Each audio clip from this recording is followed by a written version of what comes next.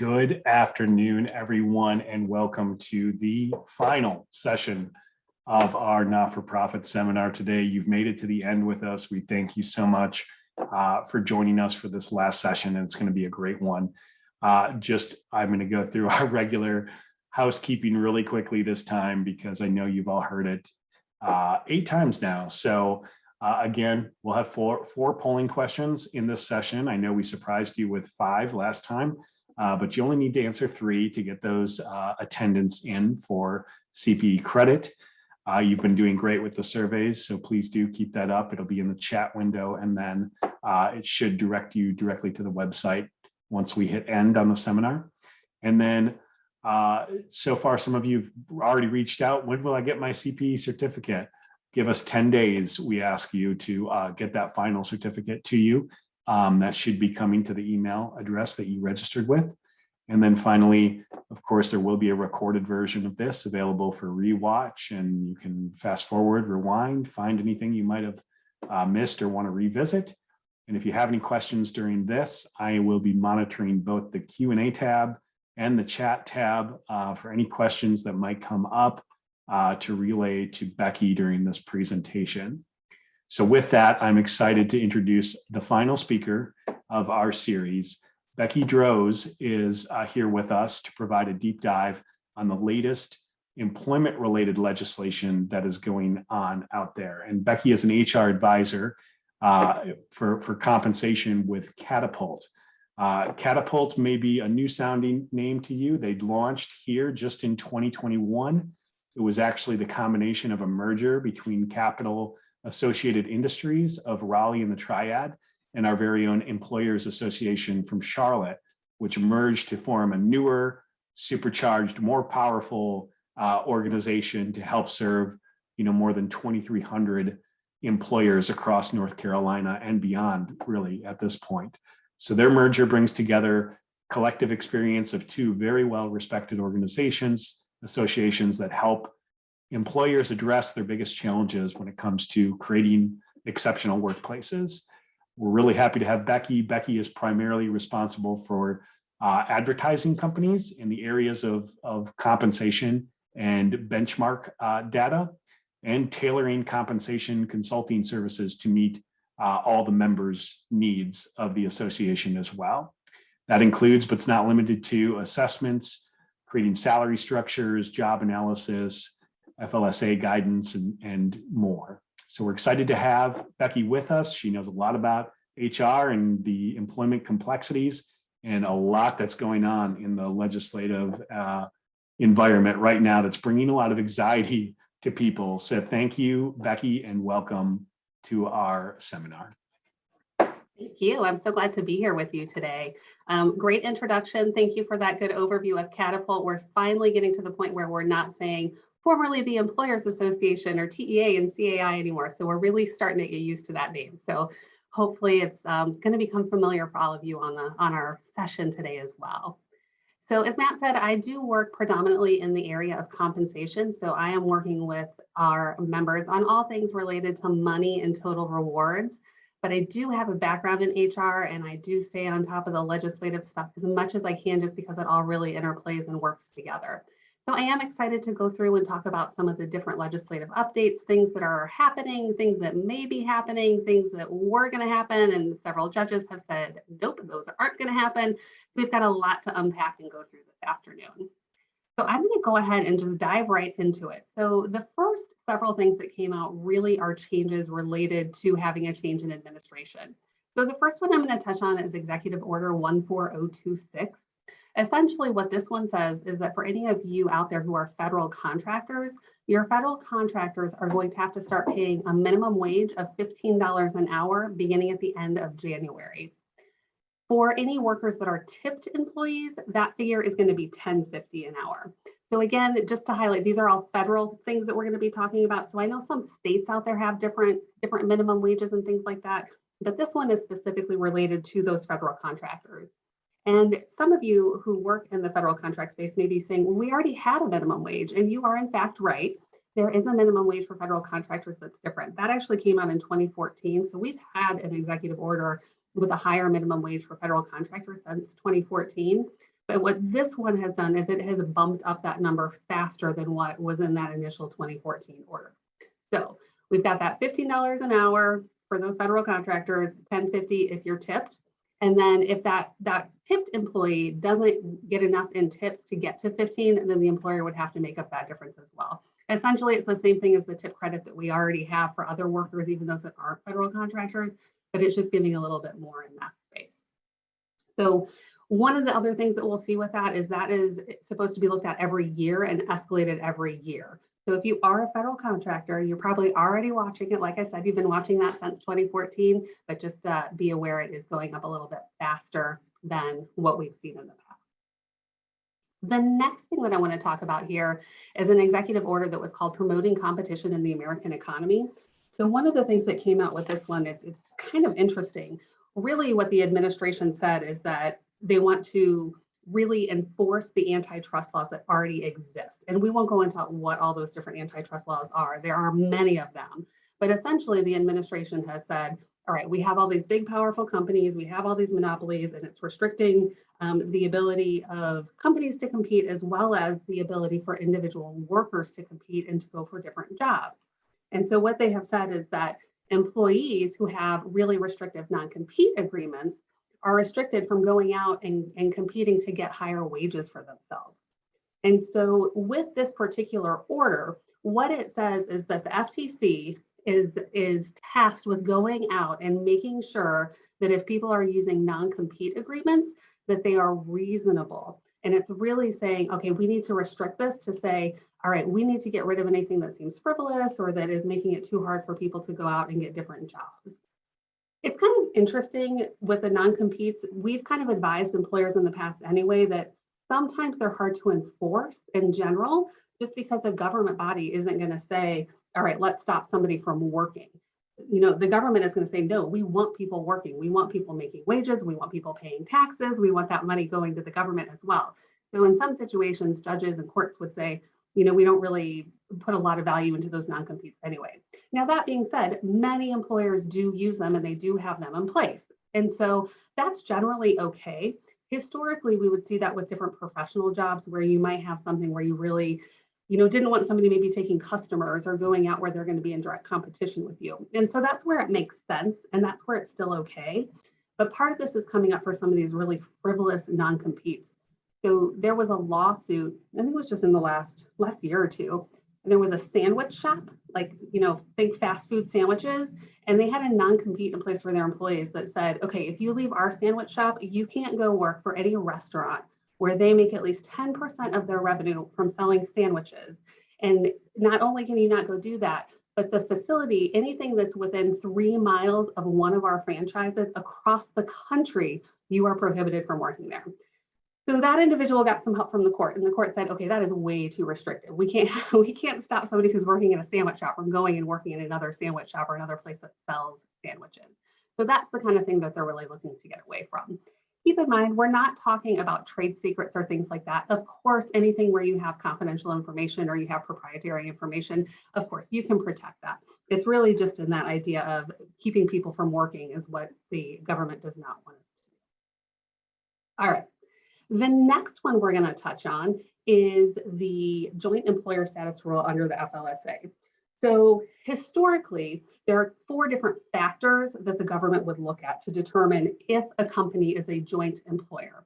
And the reason that's important is because if you're a joint employer, that means that you have some responsibility for those workers, even if they're not necessarily on your payroll.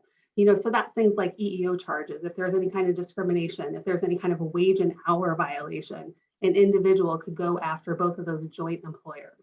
So when we're talking about that joint employer, with the new rules, we talk about horizontal joint employment and vertical joint employment. And so essentially what they have said is that if a person works for a company where maybe it looks like it's 2 separate employers, but really they have some common ownership, they might have some common management, they might share a payroll system, then you are in fact joint employers. So the example to think about in this situation is to think about like a franchise or a restaurant where maybe there's one common owner that has two different stores in town, and you have an employee that does work at both of them. So historically, you might say, well, you work at store A, you're a store A employee. I'm only worried about your hours during that work week at store A.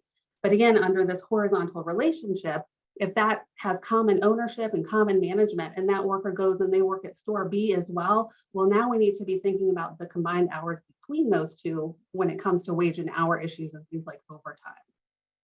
The other part of that is that horizontal piece. And so that one's a little bit more common. That's where we might think, let's say you're an employer and you hire workers through a temporary agency. So you bring in folks where they're not necessarily on your payroll, but you are telling them when to come to work, what tools to use. You're giving them the training to do the job. So even though they may not be on your payroll as an employee, if you're providing that oversight and that information in that situation under that vertical relationship, you would also be a joint employer. I think it's not uncommon. I hear people say, oh, well, we have employees through a temp agency, so I don't really need to worry about them. I don't really have any concern about wage and hour because they're not mine, or I'm not worried about discrimination, harassment, things like that. That's where you can get into trouble, because really that's where we're saying you do have liability as a joint employer. So you've got responsibility for those folks if they're doing any work on your site, or again, in that horizontal sense, if you have people who are working in another location, maybe it looks like a different company, but common ownership, you've got to make sure that you're looking at that worker in totality. That one's not really a big change, but it's definitely been a hot topic for the Department of Labor, particularly with some of those wage and hour laws. The next one I want to talk about is a change with the independent contractor rule. So really what I'll say is there was a change and then it was rescinded.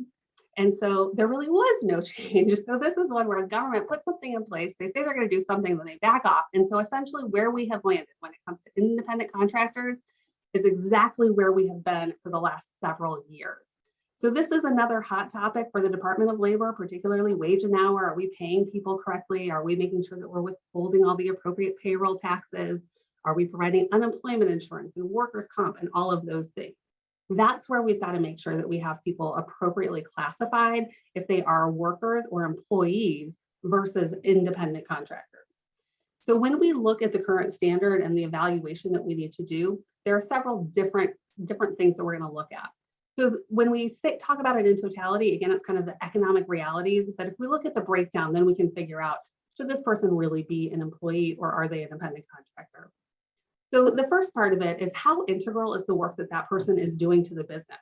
If that person is coming in and performing a function that's really a key part of the business operations, if they're in production, if they're providing a support service, that's really a big piece of what that company does, then in that situation, they may actually be an employee versus an independent contractor.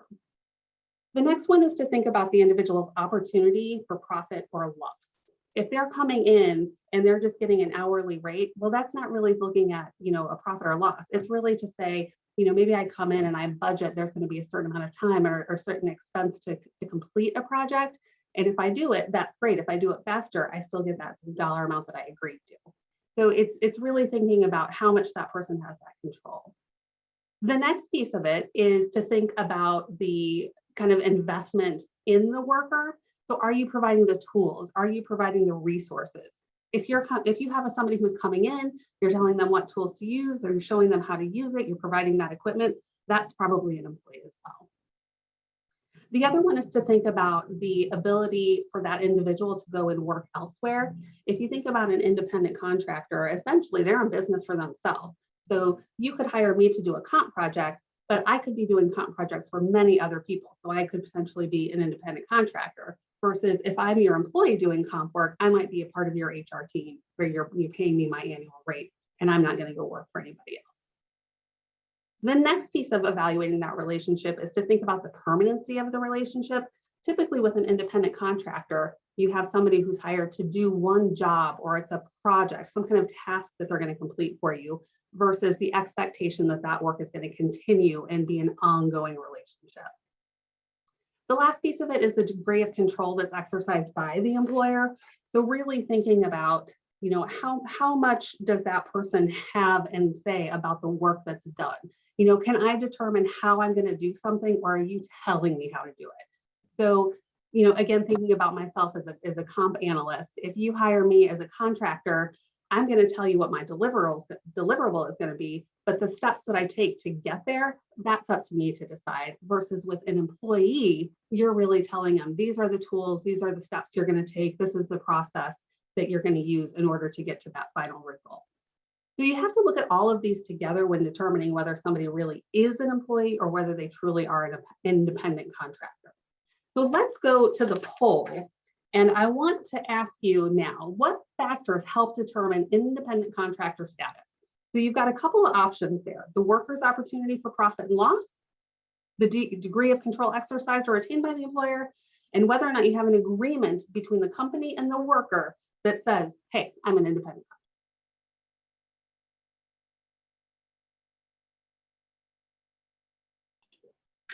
And Becky, we usually leave these polls up, since these are the CPE attendance trackers, for about 60 seconds. So as that counts up, usually we'll get about 95 to 96% of the folks to respond. Sometimes people are, refreshing their coffees and running back to their laptop right now. Hey, I get it. The first That's that opportunity. You're like, hey, I've got 60 seconds. I'm going to answer this and step away for a second. I totally understand. Totally. So 10 more this seconds. This really kind of a trick too, because I know I noticed that. I do want to say that I noticed that there's a trick to this. So, and I know enough about this to be dangerous. So this is how I can tell like who's really paying attention here. Or I know I talk fast. So there are people who are probably like, well, she needs to slow down. Then I could tell you. Let's see, we've got, it looks like most of the answers are in. I've got a few more, looks like a couple other slowly flowing in here.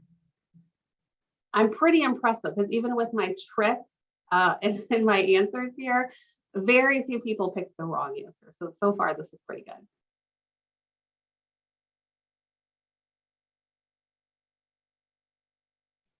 We'll give you just a couple more seconds. We've closed it up on our side. So perfect. Okay. So this one was a trick question, right? Because when we talked about those different factors that come into play, what you'll notice is that you had multiple options there. So the worker's opportunity for profit or loss, that is one of the things that you're going to use to determine whether or not somebody is an independent contractor. The degree of control, that one is also something you're going to use. The last one here, though, is simply having an agreement. That is not how you're going to determine if a worker is an independent contractor.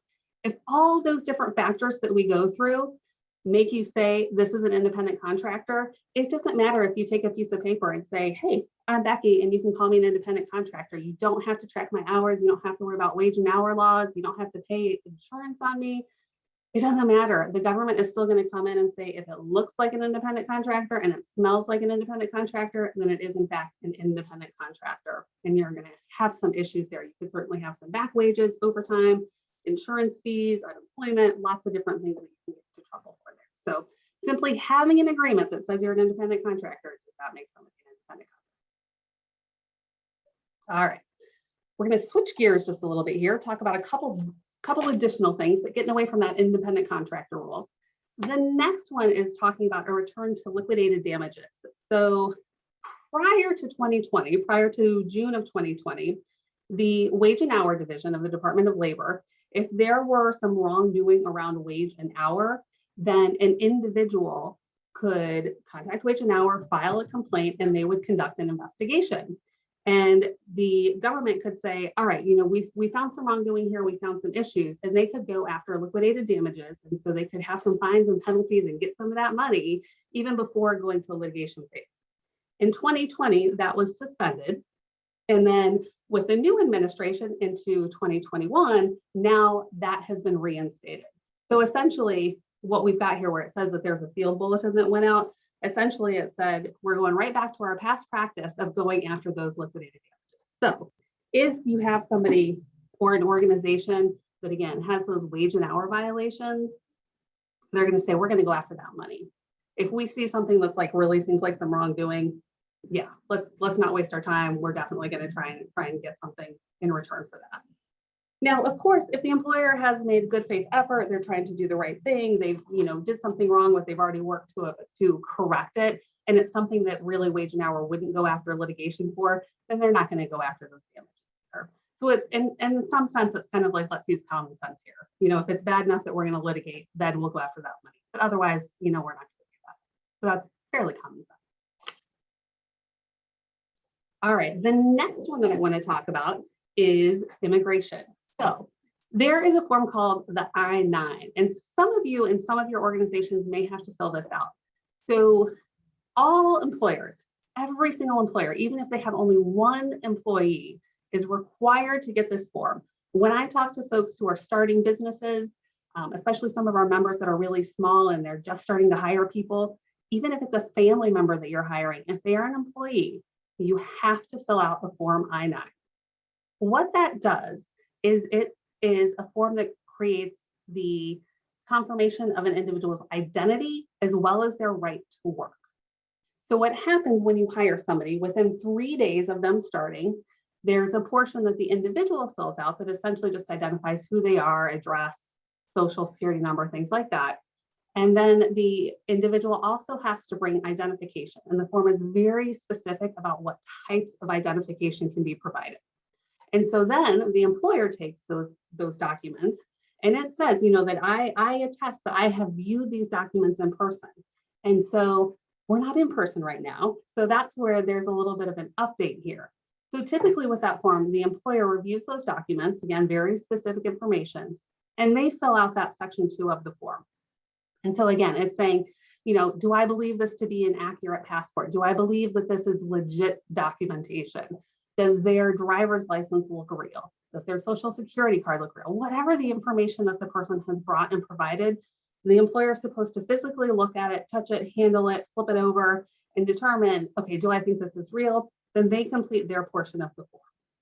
When COVID began, the government realized, all right, we need to be a little bit more flexible because we have people who are not available to be in person. We have people where we may not have hired remote right from the start in the past, but right now we're hiring people remote where they're never in person. They're never face to face. And so the government gave a little grace and a little flexibility here. And they've extended it a couple times to say, okay, if you have somebody who is remote because of COVID, then we can take a little pause on getting all those documents filled out and having that information actually verified as being legit in person. But that's temporary. So what we have to do is when we do get the opportunity to get back together, or if you have that person who then does come in person and you've got the ability to, face to face to look at those docs, then you're going to update and say that, okay, I have actually now verified those documents. So it's kind of an interesting one. I think about if, Homeland Security were to come in and do an audit for some employers at this stage, it could be really confusing because you might have, a lot of partial forms where normally on the HR side, that would be very uncomfortable for me. And I would be like, no, this is the one thing we have to do. And I would want to make sure that we have everything filled out and everything verified. But right now, we're not doing that. So it's going to be interesting to see if this gets extended again. We have a lot more people who are starting to get back into person, but as of right now, this kind of grace and this allowance is set to expire at the end of the month. So it has not yet been extended. We'll see if it does, but I'm not really sure. One of the things about this that is a little bit fuzzy though, is that with some of the verbiage in the rule, the way that it's written, it says that if somebody is remote because of COVID, but it's not really clear about, well, what if those people who are remote are never going to be in person now? Historically, it didn't matter if you had remote workers, you might have somebody who's designated to review these documents.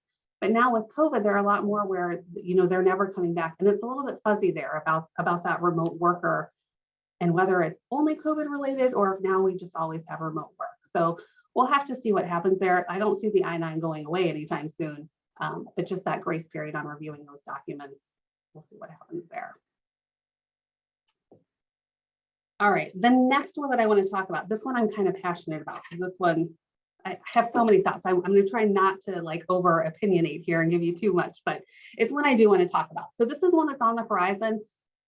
I don't know that it's going to pass. It has passed in the House, but not the Senate. So what the PRO Act is it's the Protecting the Right to Organize Act. And so the first thing that this one does is it eliminates right to work laws.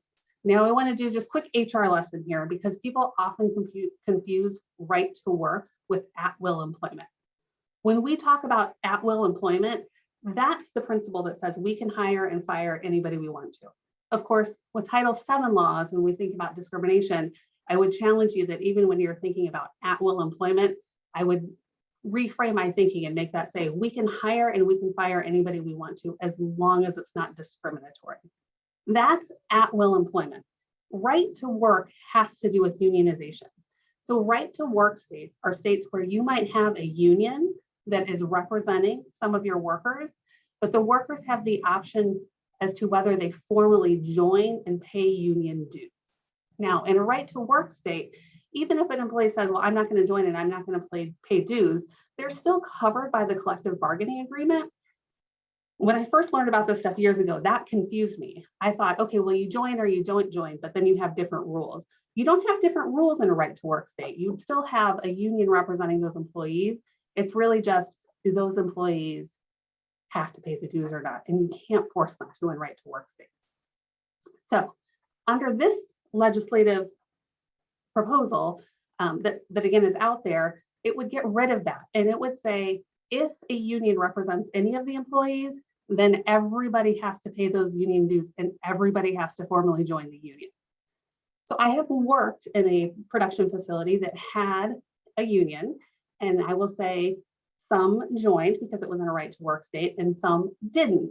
And so one of the things that does is, of course, if not everybody formally joins, then the union doesn't have as much money coming in. And so it impacts their ability to take different actions and do different things. And even though the union would say, well, we represent every employee here equally, I might challenge that thought to say, if you had a non-dues paying member, would they actually be representing that employee to the fullest extent that they would for maybe a dues paying member? So it's, I really don't want to get rid of those right to work laws. I think that gives people the choice. I know I'm trying not to be opinionated here, but I can't help it. So we'll see, but that would be a big piece of legislation here, a big change, that if you have a union, you have to join the union.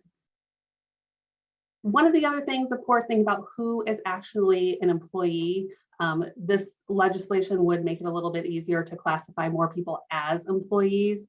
Right now, when you think about the collective bargaining unit, it's pretty specific about who can and can't be in there.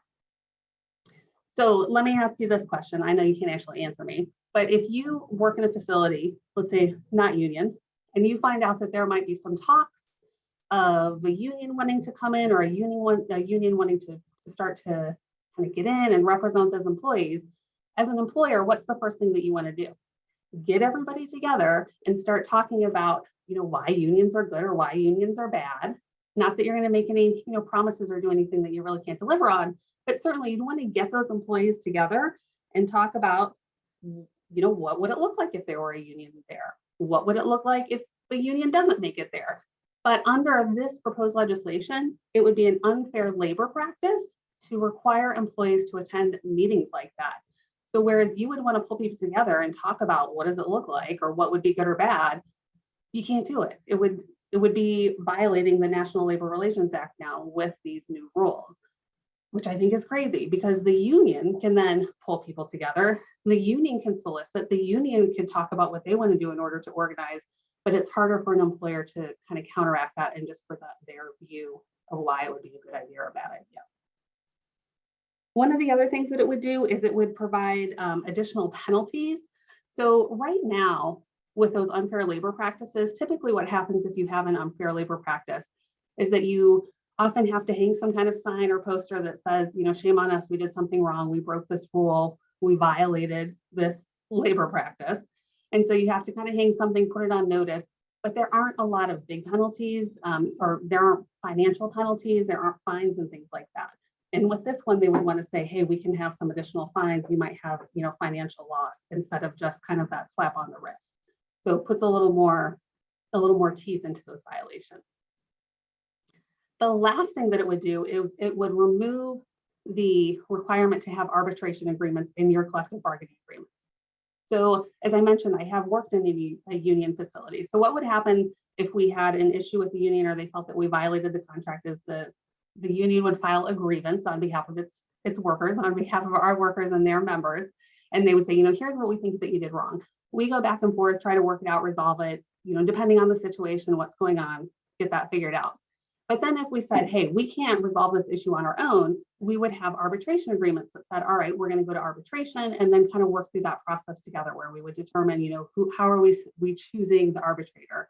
When is it going to be? Where is it going to be? Who's going to pay for it? And so this, that's how you would resolve issues. Like you're kind of required to do that. But again, this legislation would say, all right, we're going to get rid of those arbitration agreements. And if people want to join class action suits, if people want to go right to litigation, they could do that. So with that arbitration agreement, and again, I've had this in my experience where we had somebody who says, well, I'm going to go get a lawyer. Hey, go for it. Go get a lawyer. But until you work through the arbitration process that we have agreed to in the collective bargaining agreement, your lawyer is not going to do anything for you. A judge it's not going to hold up that person. You can file a lawsuit all day long, but we don't have to answer it because we're going to work through the arbitration. So again, I'm kind of passionate about this one. I get excited about it. Some big changes if it goes through. Of course, I'm down here in North Carolina. We're one of the least unionized states. So it's, when I think about these changes, some of them do kind of scare me a little bit when I think about the employment side of it. So we'll see what actually happens here. Not all unions are bad, and not all things about having a union are bad, but I like the flexibility. I like the choice that workers have. So I don't want to lose that. Okay, I'm going to switch gears again. And this time we've got another poll question for you. And my question for you here is, does your organization currently provide family medical leave?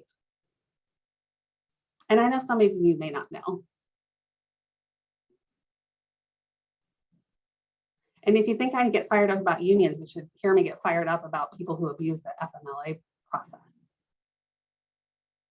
We've got lots of yeses coming in, so that's good. That must mean you work for big organizations with at least 50 people.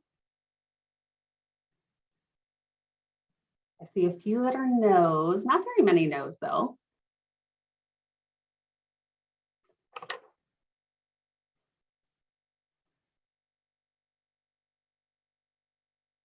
So for those organizations that have FMLA, FMLA has been around for many years.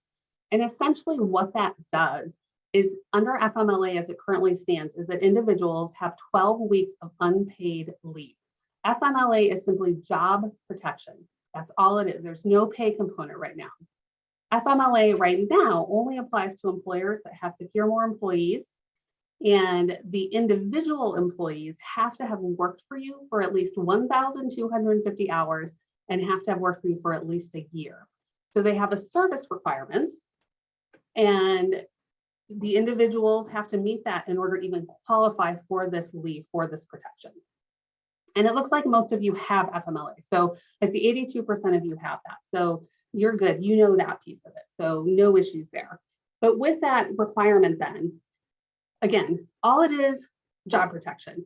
So there's nothing about it that says we have to pay you. We just have to go through the process. One of the other things with FMLA is that it is very specific about when you can use it and what you can use it for. So the reason this one's important is because the Build Back Better Act that has passed the House but not the Senate has a paid family medical leave provision in it. Initially, this legislation included 12 weeks of paid leave, but it's been pared down over the process, the legislative process. And now, as it stands, it's proposing 4 weeks of paid leave for generally the same reasons that we already have FMLA. So that's going to be for birth of a child, placement or picking up a child, for foster care.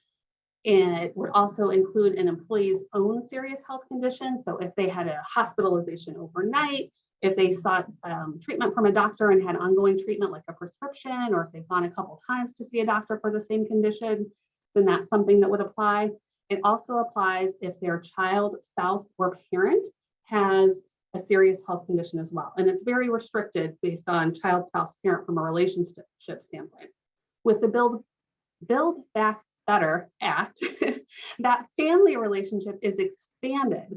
And so it is saying if you have, any of those issues, if you have that serious health condition for yourself, if a family member has a serious health condition, that you would have that time. And again, that family relationship, not just child, spouse, parent, not being so restricted, but it's really expanded to say children, siblings, grandparents, grandchildren, the spouse of any of those groups, or any other individual who is related by blood or affinity or whose association with the individual is equivalent to a family relationship.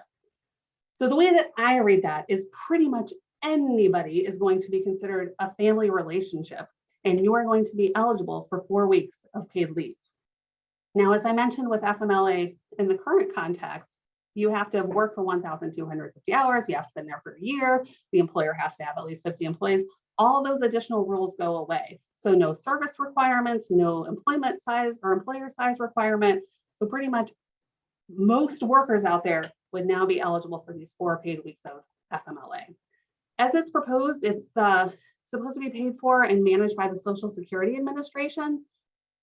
Some states have current existing plans, and those could potentially continue if they're at least as rich or better than what this federally proposed legislation would include. Or if the employer already has a plan where they pay for that time as FMLA, then that might take it as well. So it'll be interesting to see. There's a lot out there around paid family leave and the US being behind other industrial nations, et cetera, et cetera. I have a lot of questions. I have a lot of questions about kind of the administrative piece of this. So we'll see what happens. We'll see how this one passes. I think that there's potentially some good upside to this as well, but I think it'll be administratively quite challenging, like so many things for employers are. So we'll see where that one goes. I'll really be curious. All right, we're going to jump to another poll. And that one is now switching gears into COVID. I know that I am so tired of COVID and talking about COVID, but we have to talk about it when we talk about legislative update, because it is one that is constantly changing. So many people are really struggling with this right now. And we get this question from employers all the time. A lot of them are kind of on the fence about whether or not to require the mandate.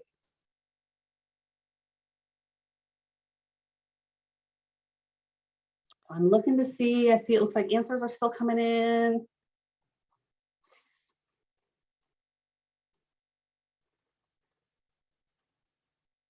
See a couple other changes. We'll give you just another second on the mandates for vaccines. I know it's such a big issue for people.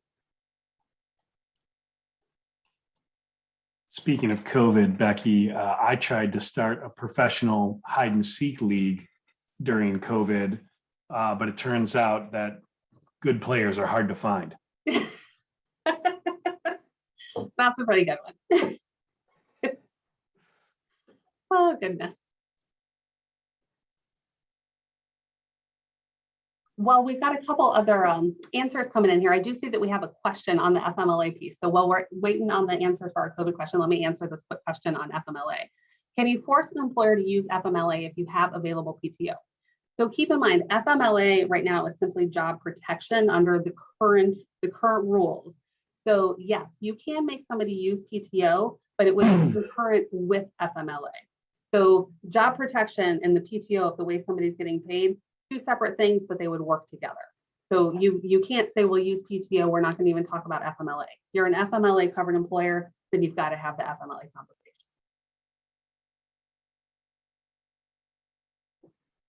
All right, so with our poll, it looks like 67% are not mandating vaccines and only 33% are mandating vaccines right now. So with vaccines, that is like such a big thing right now because we've had all these different mandates about vaccines.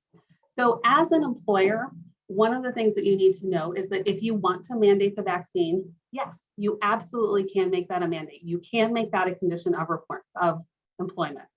If you want to ask for proof of vaccine, can you do that? Yes, you can do that.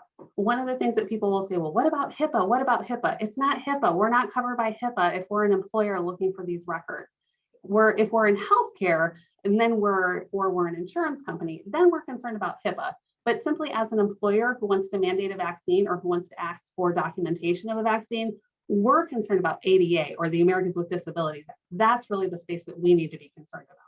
But in general, if you want to mandate and you want to ask for proof, have at it, you can do that. The other thing a lot of people said is like, oh, this was an emergency authorization, so they can't make me do it because it's not, fully vetted through the process for vaccines. Department of Justice has said, nope, that doesn't hold up either. You can make people do that. And then of course, mask ordinances have been, coming and going. Different cities, different places have different rules around the mask mandate. So just make sure that you're complying. Of course, as an employer, the most risk averse, or those of you that don't want to take risk, would be to make sure that employees are wearing masks regardless of vaccination status. So that would be kind of the safer side of what you would do. So the next part that I want to talk about, and I even debate how much to talk about these. When I set my slides, like a week ago, I was like, yeah, no changes, we're all good. So on the 7th, so 2 days ago, a judge struck this executive order down. So for a while now, this one came out back in, I want to say it was April. There was an order that said all federal contractors have to be vaccinated, or they have to test weekly. Then it changed to say, okay, we're getting rid of the weekly test requirement, and now all federal contractors have to require vaccines. A judge just struck this one down 2 days ago, so as of right now, that one's no longer being enforced. Now, some of the other parts of it that are suspended as well are not necessarily bad things either, like having a safety coordinator. That's a good thing. And throughout the whole COVID process, that's just a good rule of thumb now for all employers who need to make sure that they're taking care of their employees. Of course, looking at the CDC tracker, if you have a high rate and you have a lot of infections, then you may have mask mandates as well. Of course, making sure that you put people on notice, different safety protocols, what they're doing, what they need to know. And then, of course, the masking, as I mentioned, that's a good practice anyway. It's the least, risky practice. But certainly if you have people who are in a closed space, they've got walls that go all the way to the ceiling, they've got doors and private spaces, or that people are at least 6 feet apart, then they don't need to wear that mask. But again, with this one, the actual mandate struck down. So as of right now, that's a no-go. How many of you, I got to switch my poll here, and I know we're getting to our last few minutes here. How many of you work in the healthcare industry or support the healthcare industry? Curious here.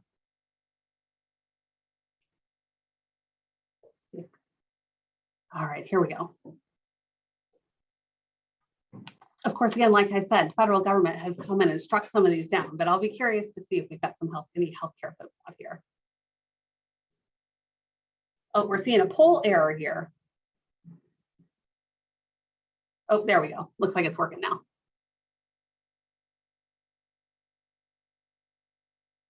Okay, not very many people in the healthcare space.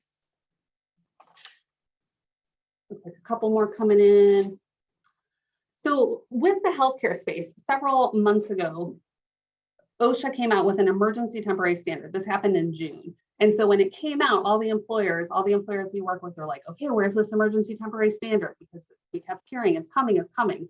So it finally came out in June, but it only applied to healthcare. And so a lot of our employers are like, okay, we're not in healthcare. What do we need to do? If you're not in healthcare, then you don't have to worry about it. And so this one with the emergency temporary standard was saying that, okay, if you're in healthcare, then there are some very specific things you need to do around things like having physical barriers, around things like providing time for employees to get vaccinated, having time for employees who had COVID. Some of the other things, making sure you're screening patients as they're coming in. So with this emergency temporary standard, it initially was only, again, for those workers in healthcare. So of course, like all things now, this one has also been struck down by a federal court. So this one, even though a lot of these practices have been in place for several months, this one just back on December 1st, so just over a week ago, a judge struck this one down. Of course, this one's been happening since June. Then they were already doing a lot of this. So this one, it's kind of like so many organizations already put these into place if you were in healthcare. Plus, from a healthcare standpoint, they were good best practices to keep people safe, both your employees as well as other patients or people coming into these healthcare facilities. Again, struck down, we'll see what happens. With the, not necessarily the OSHA ETS or the OSHA emergency temporary standard, but it was actually the Centers for Medicare and Medicaid that said healthcare workers had to get vaccinated. But again, that's a piece of the rule that has been struck down now by a federal court. So the next one is now the workplace, the OSHA emergency temporary standard that applies to all employers if they have more than 100 employees. This is the most recent that was issued. This was just issued last month, but again, it has already been struck down by a federal court. So this one said all employers out there public, private, doesn't matter who you are. If you have at least 100 employees, then you have to mandate vaccines or mandate weekly testing.